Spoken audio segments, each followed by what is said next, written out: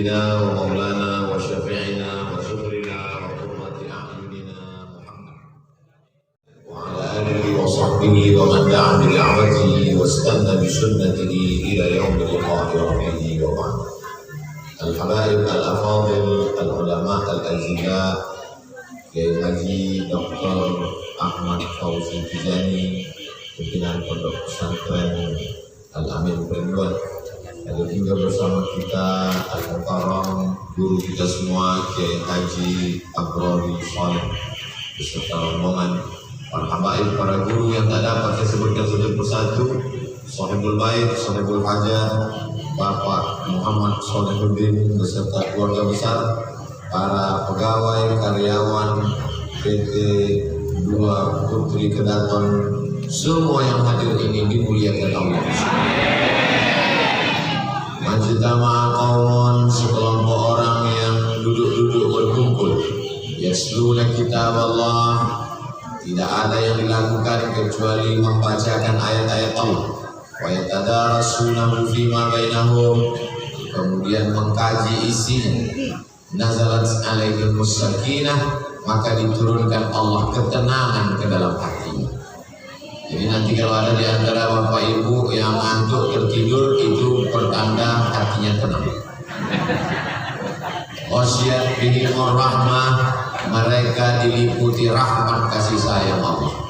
Hafat bihimul malaikah, mereka dikelilingi oleh para malaikat.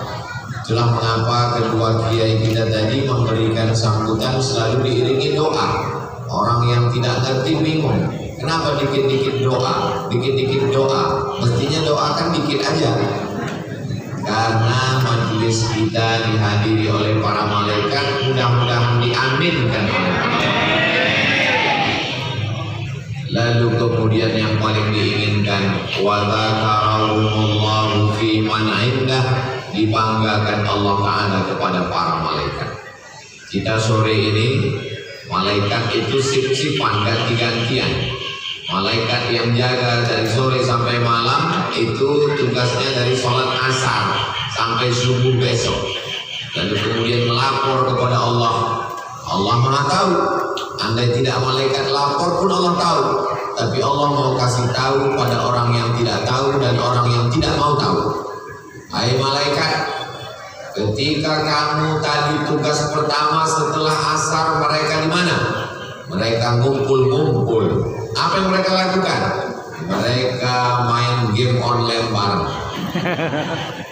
Apa yang mereka lakukan? Mereka sedang main gapling. Apa yang mereka lakukan? Semua dilaporkan oleh malaikat. Tapi ada yang dibanggakan Allah. Wa dzakarahumullahu fi man indah, mereka duduk bersama habaib zuriat Rasulullah SAW. Mereka duduk dengan para kiai ulama warasatul anbiya, pewaris para nabi. Mereka duduk bersama orang-orang soleh yang selalu dimintakan doa pagi, petang dan malam. Ibu mengandung hamil berdoa, Rabbi habli minas soleh. Dan hari ini kita memang betul-betul berkumpul dengan Pak Soleh itu, sesuai dengan doa. Jadi yang selama ini merasa doanya tidak terkabul, dekat-dekatlah dengan Pak Soleh. Insya Allah kesolehannya menular. Amin. Ini poin pertama yang ingin saya sampaikan bagi orang yang tidak ngerti apa itu majelis. Makanya di majelis itu dibacakan sholawat. Ada sholawat diba'i, ada sholawat sirtud durar, ada sholawat al-barzanji, ada sholawat macam-macam, sholawat burdah. Isinya supaya turun rahmat dan barokah. Man shalla alayya sholatan, siapa yang bersolawat satu kali, sallallahu alaihi biha asyra, Allah turunkan 10 kebaikan. Nazalat wa rufi'at lahu asyara darajat, khuttat anhu asyara sayiat, dihapuskan 10 dosa kesalahan. Wa rufi'at lahu asyara darajat, dinaikkan 10 tingkatan darajat kemuliaan. Orang yang hanya istighfar, dosanya terampuni, derajat belum tentu naik. Tapi orang yang bersolawat, maka 10 kebaikan, 10 dosa hapus, 10 derajat dimuliakan. Jadi kalau kumpul-kumpul baca sholawat. Ada sholawat yang diajarkan Nabi, diriwayatkan para ahli hadis yang selalu kita baca dalam sholat. Allahumma sholli ala sayyidina Muhammad wa ala ali sayyidina Muhammad kama shallaita ala sayyidina Ibrahim wa ala ali sayyidina Ibrahim. Allahumma barik ala sayyidina Muhammad wa ala ali sayyidina Muhammad kama barakta ala sayyidina Ibrahim wa ala ali sayyidina Ibrahim fil alamin innaka Hamidum Majid. Ada selawat yang selalu kita baca pada qunut subuh. Wassallallahu ala sayyidina Muhammadin nabiyil ummi wa ala alihi wa sahbihi wa baraka wa sallam. Ada selawat yang diajarkan oleh para ulama yang mereka dapatkan dengan berbagai macam cara. Di antaranya Allahumma shalli ala sayyidina Muhammad wa ala ali sayyidina Muhammad al-fatih lima ughliq wal khatim lima sabaq nasiril haqqi bil haqq al hadi ila siratikal mustaqim wa ala alihi haqqa qadrihi wa miqdarihi al-azim. Semua salawat-salawat ini baik, menenangkan hati, mendatangkan barokah, menaikkan derajat, membukakan pintu rezeki, dan menjadikan kita tenang, diakui sebagai umat Sayyidina wa Maulana Muhammad sallallahu alaihi wasallam. Hidup ini yang dicari orang adalah ketenangan. Ketenangan itu letaknya di dalam hati. Yang menurunkan ketenangan itu Allah. Walladzi anzala as-sakinata fi qulubil mu'minin. Allah yang menurunkan ketenangan ke dalam hati orang yang beriman. Banyak orang kaya di kota-kota besar hatinya tidak tenang. Akhirnya masuk ke diskotik, akhirnya masuk ke karaoke, akhirnya menyanyikan berbagai macam lagu, gak juga tenang, akhirnya dimakan pil anjing gila, agak tenang. Akhirnya diisap ganja, agak tenang. Akhirnya pakai narkoba, agak tenang. Ditangkap polisi, enggak tenang lagi. Orang-orang yang sibuk mengejar jabatan ingin tenang. Setelah dapat jabatan rendah kurang tenang. Mau lebih tinggi, enggak tenang. Makin tinggi, tidak juga tenang. Ditangkap KPK, agak tenang. Di mana letak ketenangan? Ala fil jasadi mudghah. Di dalam jasad itu ada segumpal. Idza sholahat sholahal jasadu kulluh. Kalau yang segumpal itu tenang, maka yang lain ikut tenang. Dari mulai mata sampai ujung kaki ikut tenang. Wa idza fasadal jasadu kulluh. Kalau yang segumpal itu enggak tenang, risau, gelisah, galau, gundah gulana dan seterusnya, maka matanya juga risau, telinganya juga kecewa, akhirnya stres, depresi, gula darah naik, jantung koroner, berbagai macam datang penyakit. Pergi ke rumah sakit gak juga tenang, disuntik agak tenang, dosisnya berlebih, mati lebih tenang. Kalaulah hidup ini cuma untuk makan obat penenang, masalah begitu banyak. Akhirnya disuntik obat penenang, makan obat pil penenang, gak bisa tidur kena penyakit insomnia.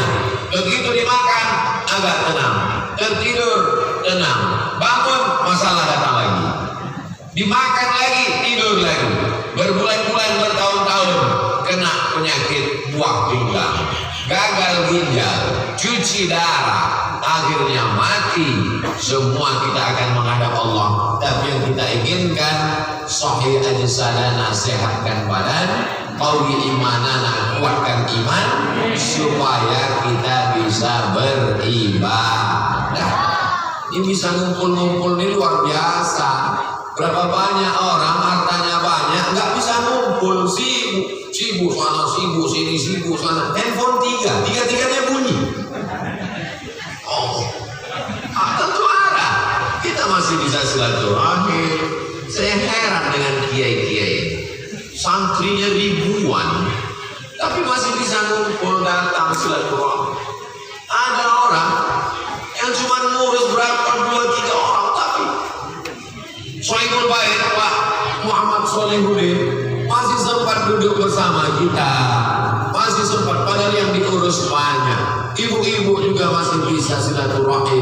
Man ahabba an yubsata lahu fi rizqihi, siapa yang mau rezekinya nambah, wa yus'alahu fi atharihi, siapa yang mau umurnya nambah, falyasil rahimahu, hendaklah rajin-rajin silaturahmi. Rezeki nambah. Kenapa begitu? Karena Allah merubah takdirnya untuk orang yang bersilaturahim. Padahal umur katanya tidak bisa ditambah. Idza jaa ajaluhum, kalau ajal sudah ditetapkan, la yastakhiruna sa'atan, tidak bisa ditambah, wa la yastaqdimun, tidak bisa dikurangi. Tapi kenapa umur rezeki bisa bertambah? Kata Syekh Muhammad Mutawalli Asy-Sya'rawi dalam Al-Fatawa Al-Kubra, maknanya adalah nilainya bertambah. Bapak Babinsa, Bapak Babin Kamtipmas yang hanya kerja di kantor dengan yang silaturahim, kerjanya sama, tapi nilainya berbeda. Mereka bertemu dengan habaib dan kiai, mereka bertemu dengan orang-orang baik, mereka bersilaturahim. Sama seperti botol. Botol ini isinya tidak bisa ditambah, 330 ml.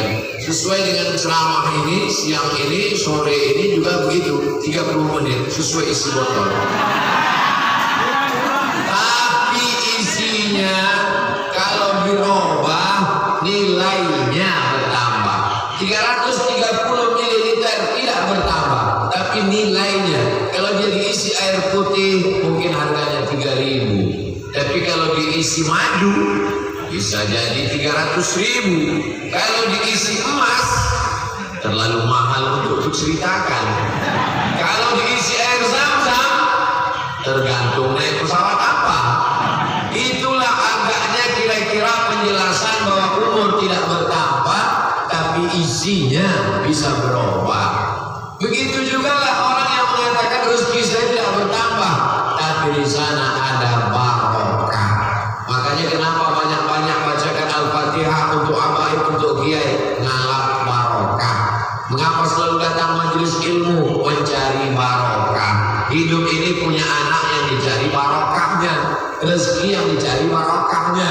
Ada orang gajinya sebulan 3 juta, anaknya bisa sekolah, istrinya adem ayam, keluarganya sakinah mawaddah warahmah, bisa nabung berangkat haji dan umrah. Ada orang yang uangnya satu hari 30 juta, tapi satu malam habis di pesta narkoba. Namanya uang hantu dimakan setan. Enggak ada barokahnya sama sekali. Jadi dengan berkumpul bersama habaib, bersama para ulama, bersama orang-orang yang soleh, itu kebarokahan kita bertambah-tambah insyaallah. Hati yang risau, yang gelisah menjadi tenang. Maka sering-sering disebut dengan mujalasatus sholihin, duduk-duduk dengan orang soleh. Sholat di masjid, subuh, zuhur, asar, maghrib, isya, duduk-duduk dengan orang soleh. Majelis maulid, duduk-duduk dengan orang soleh. Walaupun nggak ngobrol sama sekali. Saya sering sekali datang ketemu dengan ulama, nggak ngobrol. Datang, duduk, pulang. Saya nggak ngobrol, enggak. Kenapa nggak ngobrol? Ulamanya udah meninggal. Ziarah kubur. Ziarah kubur bagi saya menenangkan hati. Mengirimkan Al-Fatihah. Assalamualaikum Ustaz. Waalaikumsalam. Ustaz sekarang lagi di rumah? Enggak, saya sedang banyak masalah Pak Ustaz. Sesama Ustaz cerita.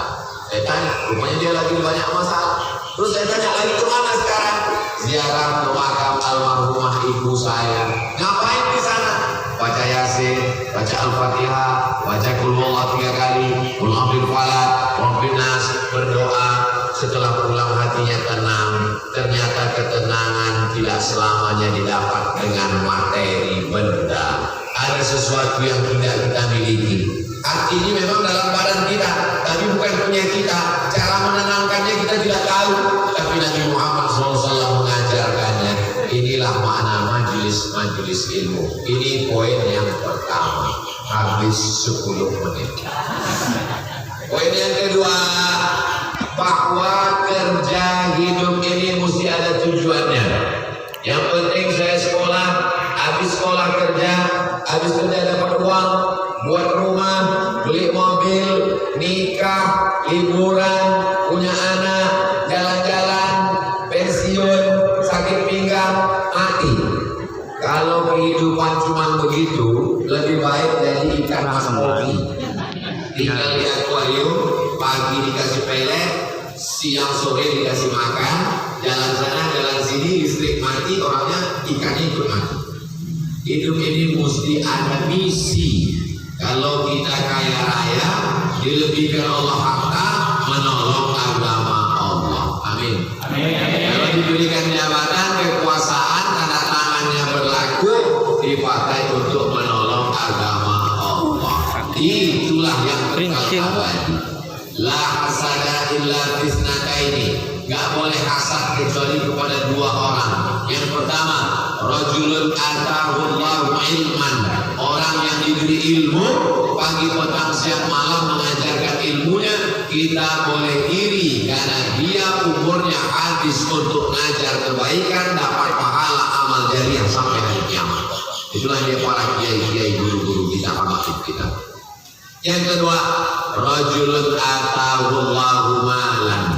Orang yang dikasih Allah harta, dipakainya untuk menolong agama Allah, yatim, fakir, miskin dan duafa, beserta janda-janda yang tua-tua saja. Itu pun juga, saya sebetulnya tadi tidak ada tambahan tua-tua, pas melihat ibu-ibu langsung sewa. Itu pun juga kita boleh hasad. Tapi yang dimaksud hasad di sini bukan dengki. Kata ulama, kalau hasadnya negatif namanya hasad. Tapi kalau hasadnya positif namanya ghibthah. Ingin kaya boleh, tapi cita-citanya kalau saya kaya saya bangun masjid, kalau saya kaya saya buat pondok, kalau saya kaya saya akan wakaf, kalau saya kaya saya mudahkan, kalau saya kaya saya sekolahkan yatim, fakir, miskin, duafa. Boleh. Yang nggak boleh itu saya ingin kaya seperti dia, Pak Ustaz. Terus saya sudah mulai ternak. Ternak apa? Ternak tuyul. Karena hasadnya itu hasad yang merusak, mendekatkan diri kepada jin. Fariqun minal insi, ada sekelompok manusia ya'udzuna birijalin minal jinni, minta perlindungan kepada jin. Fazaduhum rahaqa, maka mereka itu semakin jauh dari Allah. Mudah-mudahan kita tidak semakin jauh tapi semakin dekat. Man zada ilman, siapa yang ilmunya nambah, walam yazdad hudan, hidayahnya, amalnya, takwanya enggak nambah, walam yazdad illa bu'dan, maka dia bukan makin dekat tapi makin jauh dari Allah Subhanahu wa ta'ala. Coba kita merenung sejenak, jangan lama-lama nanti tertidur. Kira-kira yang diberikan Allah ke kita sekarang buat kita makin dekat pada Allah atau makin jauh? Punya mobil, makin dekat pada Allah, makin sering ikut kajian, makin sering ke masjid sholat berjamaah, maka mobilnya rahmat. Punya motor, makin sering bertasbih, maka motornya rahmat. Punya uang, dipakai untuk menolong agama Allah, maka uangnya rahmat. Tapi kalau dengan punya uang makin jauh dari Allah, makin punya mobil makin jauh dari masjid, makin punya motor makin gak ingat Allah, maka sesungguhnya itu bukan rahmat tapi laknat berbaju rahmat. Namanya istidraj. Istidraj artinya azab yang tertunda. Sanastadrijuhum, kami permainkan mereka dengan istidraj. Wa umli lahum, aku ulur mereka. Diulur seperti main layang-layang. Semakin diulur makin terbang, makin tinggi melayang, makin nyangkut, makin susah ditarik. Umur panjang, badan sehat, rezeki berlimpah, kekuasaan tinggi, makin terkenal, makin populer, makin gila hawa nafsu, lupa kepada Allah. Orang menyangka dia dapat rahmat, tapi ternyata itu adalah laknat. Kalau kebetulan orang menganggap itu karomah, padahal sebetulnya berteman bersahabat dengan jin kafir, lalu kemudian orang menyangka oh ini wali. Sebenarnya di mata manusia wali, pandangan Allah adalah wali syaitan, bukan wali Rahman. Ustaz Somad wali murid. Ala inna awliya Allah, ketahuilah wali-wali Allah, la khaufun alaihim wa la hum yahzanun. Mereka tidak ada rasa takutnya, tidak ada rasa sedihnya. Ketika engkau merasa bahagia saat diuji dengan berbagai macam ujian, berarti engkau sedang merasakan kedekatan dengan Allah. Karena saat engkau senang karena harta yang mengirim Allah, saat engkau sedih kehilangan, juga yang menguji adalah Allah. Allah yang sama yang menguji hatimu, maka sikapmu juga sama. Tapi ini berat, tidak semudah menggerakkan anak lidah, tidak semudah berceramah. Ini adalah buah dari amal ibadah yang senantiasa dilakukan dengan penuh khusyuk dan istiqomah. Mudah-mudahan kita sampai pada level tak lagi membedakan antara yang senang dan yang susah, sama-sama diterima dengan bahagia karena semuanya datang dari Allah dan mencari ridha Rasulullah Sallallahu Alaihi Wasallam. Doakan supaya Abdul Somad sampai ke level itu, insyaallah. Hari ini masih berbeda antara like dan dislike.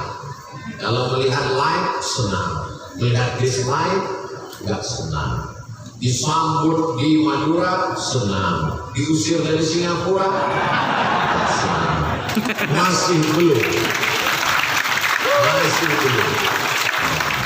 Hatinya masih sedih, masih berduka. Saya tahu jamaah tepuk tangan biar sedihnya hilang. Ini adalah Masya Allah, tabarakallah. Ketika ibu saya meninggal dunia, perjalanan saya ke Madura itu naik pesawat 3 kali. Dari Pekanbaru ke Jakarta, dari Jakarta ke Surabaya, dari Surabaya ke Sumeneb. 3 kali nyambung. Ibu saya meninggal, jenazahnya dibawa lebih jauh lagi ke ujung Sumatera, dekat Medan, Sumatera Utara. Tapi Kiai Haji Dr. Ahmad Fauzi Tijani beserta rombongan dari Pulau Madura datang berziarah, membahagiakan. Tak terpikir oleh saya bisa menyenangkan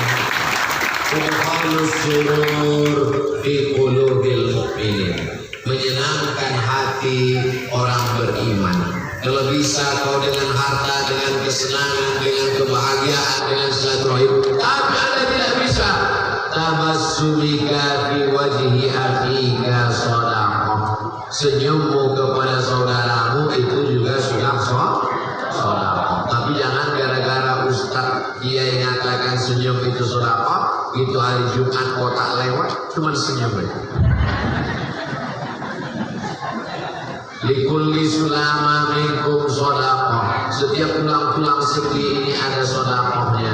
Likulli tasbihatin shadaqah, subhanallah shadaqah. Wa likulli tahmidatin shadaqah, alhamdulillah shadaqah. Wa likulli takbiratin shadaqah, Allahu akbar shadaqah. Ini untuk melapangkan hati orang yang berduka. Dia bisa nolong agama Allah dengan ilmunya, Habib dan Kiai.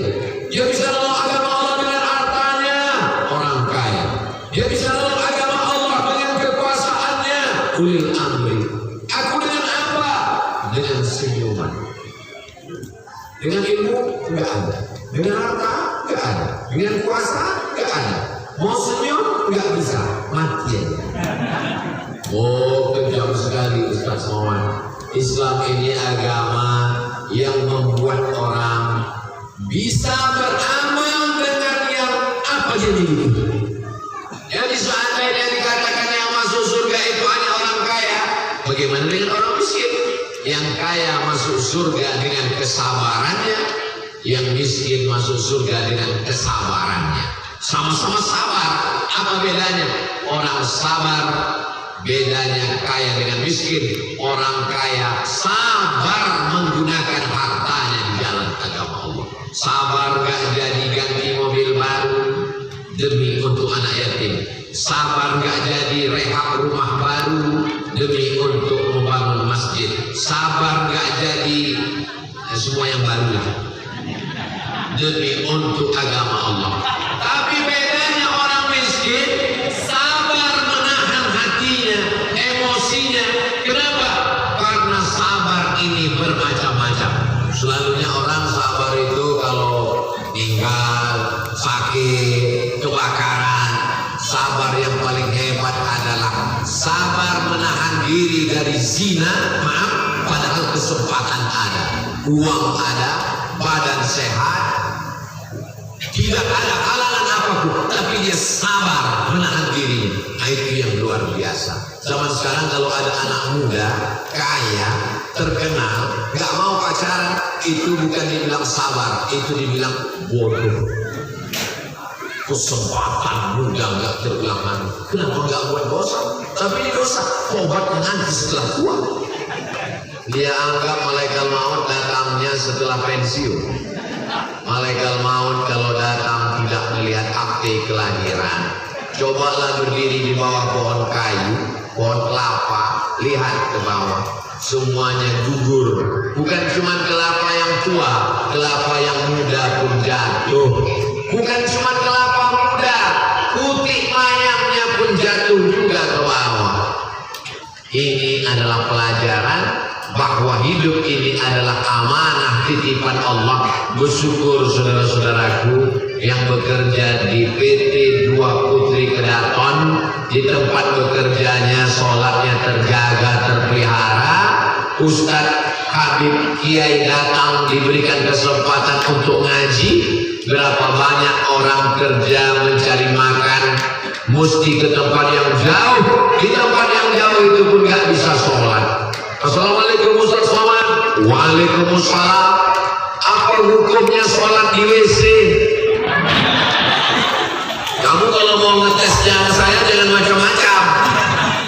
Nangis dia dikasih tahu. Maksudnya apa nih?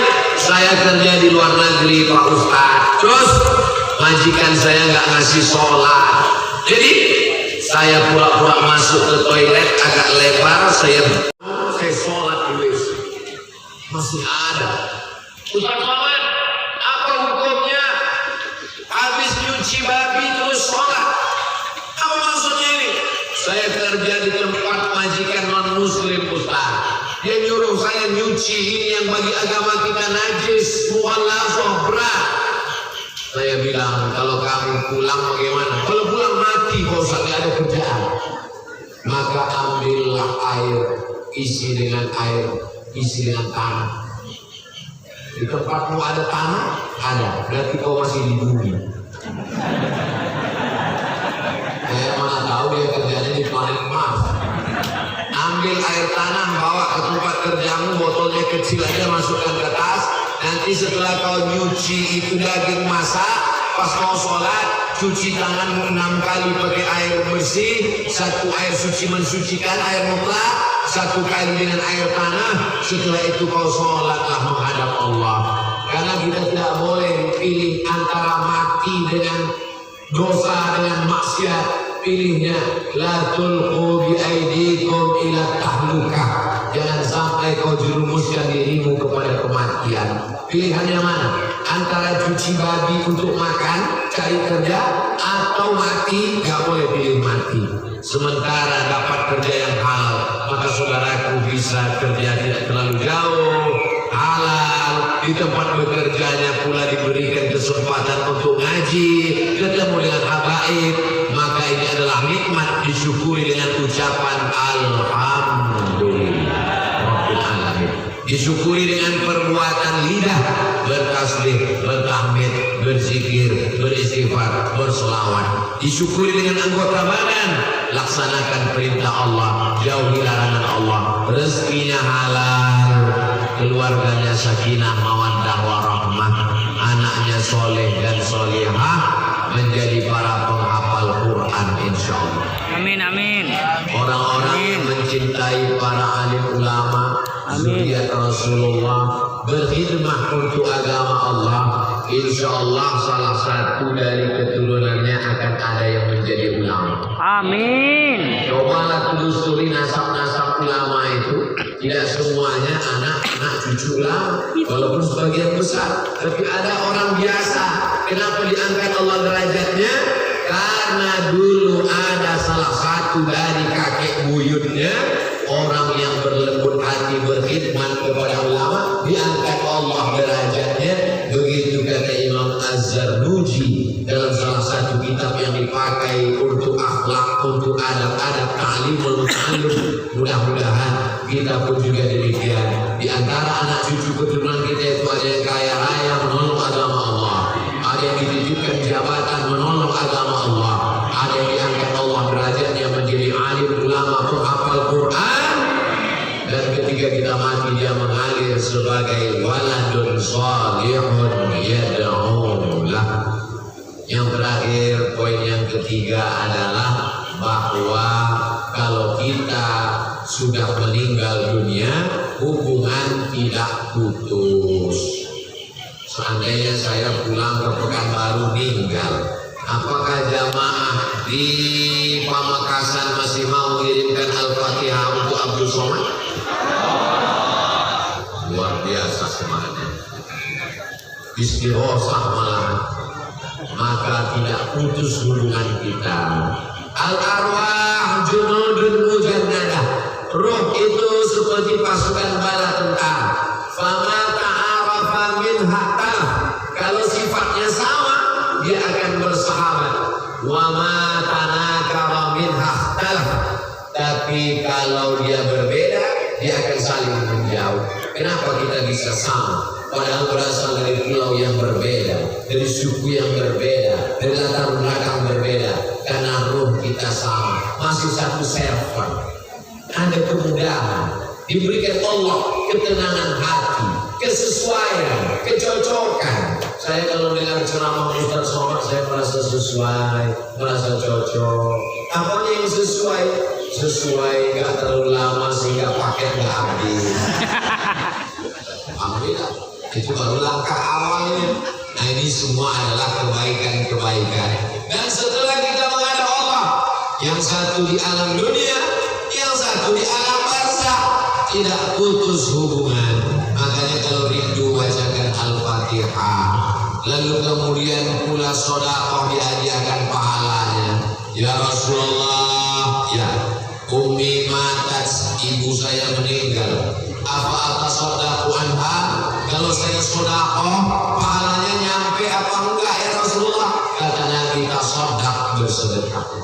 Ayu sodakatu afdal, sedekah apa ya Rasulullah? Kata Nabi, sakyul ma, air minum. Sedekah air minum sampai, apalagi sate Madura. Kenapa Nabi mengatakan air minum? Karena yang paling sulit mendapatkannya di gurun pasir Jazirah Arab air.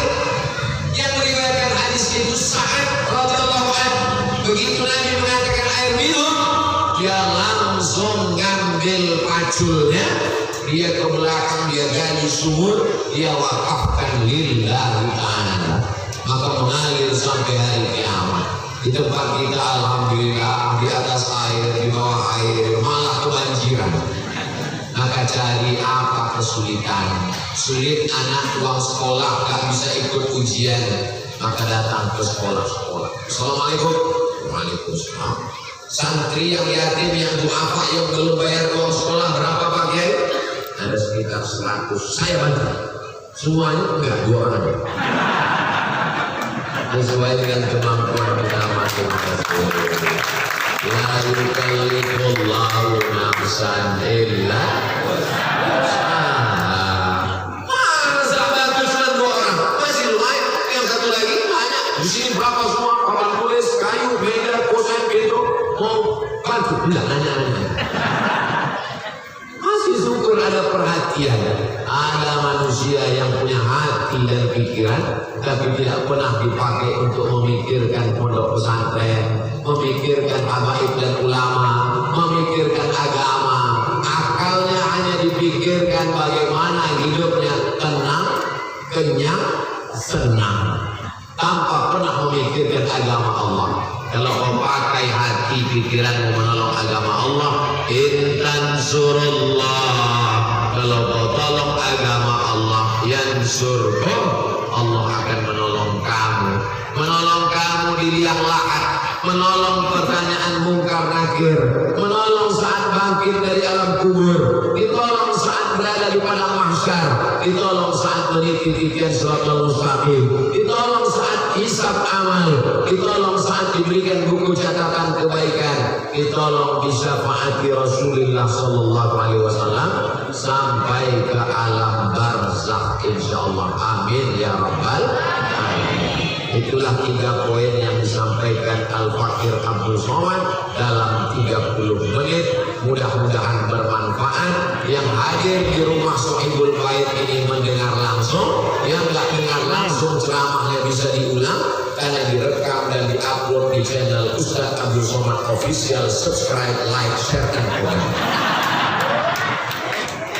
Ila hadratin Nabi Mustafa Muhammad sallallahu alaihi wasallam wa alihi thayyibin tahirin wa ashabil mayamin wa nabiyyin wa siddiqin wa syuhada wa salihin wal malaikatil muqarrabin wal ulama'il amilin wal awliya'is salihin wa khususan ila arwahi, bil khusus kepada almarhum kedua orang tua Pak Sohibul Bait Muhammad Solehuddin, ibu almarhumah Hajah Aisyah, ayah almarhum, mohon maaf karena nggak tahu.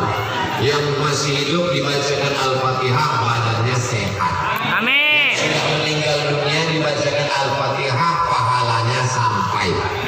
Jadi nanti kalau ada yang masih hidup dibacakan Al-Fatihah, dibacakan Al-Fatihah, itu namanya tawassul dengan membaca Al-Fatihah. Dalilnya mana? Ini kan lagi tren nih. Mana dalilnya? Ketika ada 3 orang terjebak dalam gua, tiba-tiba tertutup pintu gua dengan batu besar. Yang satu bertawassul, ya Allah, aku punya karyawan yang nggak ngambil gajinya. Akhirnya gajinya aku belikan kambing. Kambingnya beranak pinak. Kebetulan kambing ini nggak ikut keluarga berencana. Setelah sekian tahun karyawanku datang, aku panggil dia, hai karyawan, dulu kamu gak ngambil gaji kan? Enggak, gajimu aku belikan kambing, ini satu, semuanya milikmu, ambil. Karyawanku ngambil kambing itu semuanya, satu pun gak dia sisakan, parah juga.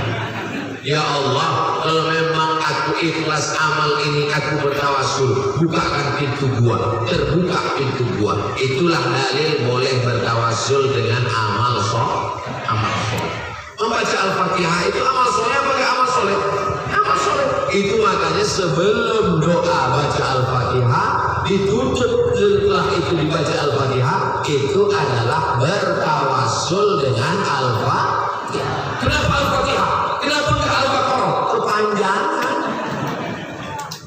Tapi sebagus-bagusnya setelah baca Quran, karena Anas bin Malik idza khatimal Quran, Anas bin Malik kalau dia selesai baca khatam Quran, jama'a auladahu wa azwajahu, dikumpulkannya keluarga dan anak-anaknya, dia berdoa. Itu namanya tawassul bi khatmil Quran. Ini tentang masalah keutamaan membacakan Al-Fatihah. Gak bisa baca Quran 30 juz, maka kita baca Ummul Quran ala hazihi niyah Al-Fatihah. A'udzubillahi minasyaitonir rajim. Bismillahirrahmanirrahim. Alhamdulillahi rabbil alamin. Arrahmanir rahim. Maliki yaumiddin. Iyyaka na'budu wa iyyaka nasta'in. Ihdinas siratal mustaqim. Siratal ladzina an'amta 'alaihim ghairil maghdubi 'alaihim waladdallin. Amin. Allahumma shalli 'ala sayyidina Muhammad wa 'ala ali sayyidina Muhammad. Assalamu 'alaika ya Rasulullah. Allahumma inna natawassalu ilaika bihaqqi nabiyyika Muhammadin sallallahu alaihi wasallam wa bi sirril Fatihah an tuyassir lana umurana. Barakah salawat, barakah Al-Fatihah, barakah Nabi Muhammad sallallahu alaihi wasallam. Mudahkanlah segala urusan kami ya Allah, umuran dunia wal akhirah, urusan dunia, urusan akhirat. Balligh maqasidana, sampaikan segala maksud niat kami. Waqdi hajatina, tunaikan segala hajat-hajat kami. Allahumma